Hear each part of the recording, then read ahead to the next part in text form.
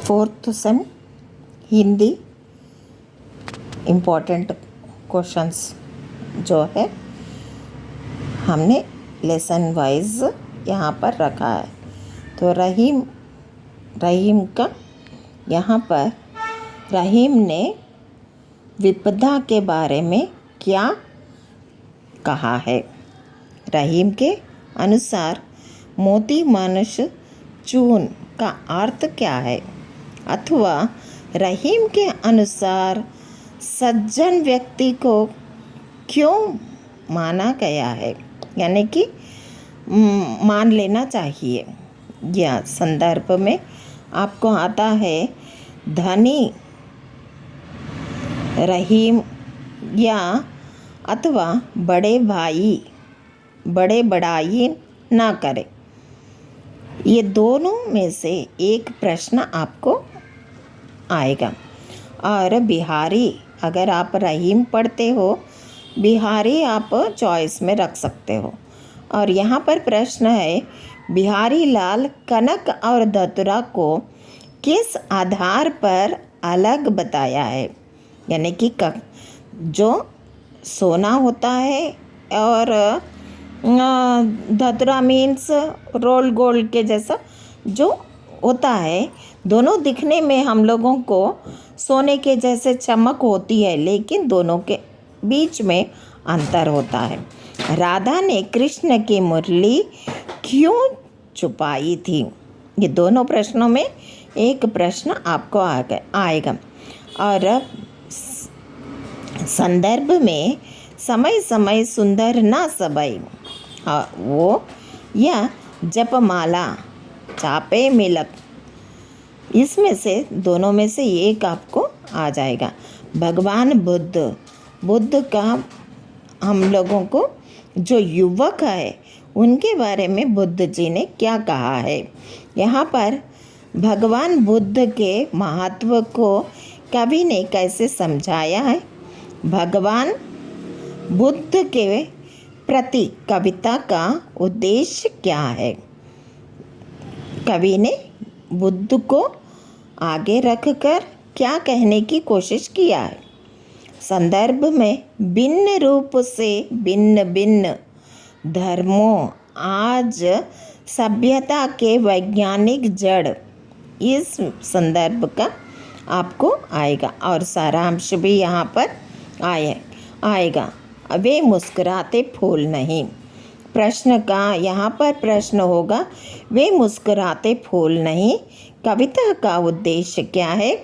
महादेवी वर्मा जी के अनुसार ऋतुराज को कौन सी शाह देखनी चाहिए।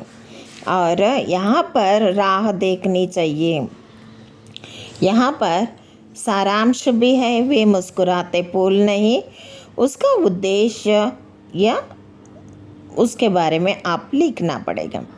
और संदर्भ में वे सुने से नयन नहीं, इसके बारे में मुस्कुराते फूल नहीं, यानी कि उनको कितना मुश्किल आने पर भी वो अपने दुख को अंदर रख कर वो कैसे मुस्कुराते हुए खुशबू देते हुए लोगों को बताते हैं, इसके बारे में यहाँ पर बताया गया है।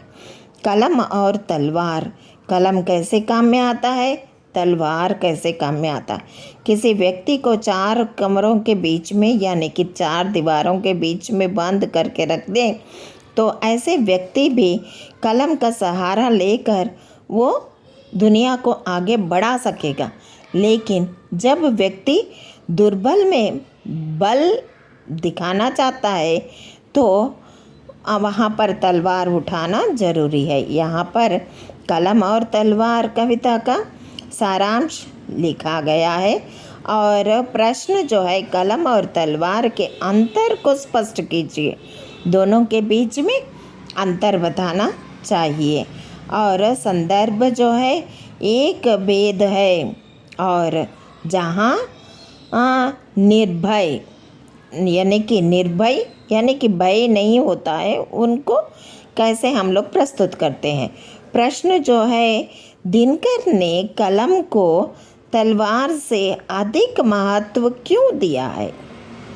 यानी कि तलवार तो काम में आता ही है, लेकिन जब कलम अपना काम दिखाना शुरू कर देता है तो कलम के सामने तलवार काम नहीं करता। तो क्यों बैठ गया है पथ पर?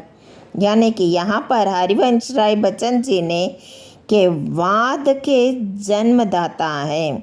यानी कि यहाँ पर कौन से सोच को उन्होंने आगे रखा है? मानव का इतिहास के बारे में।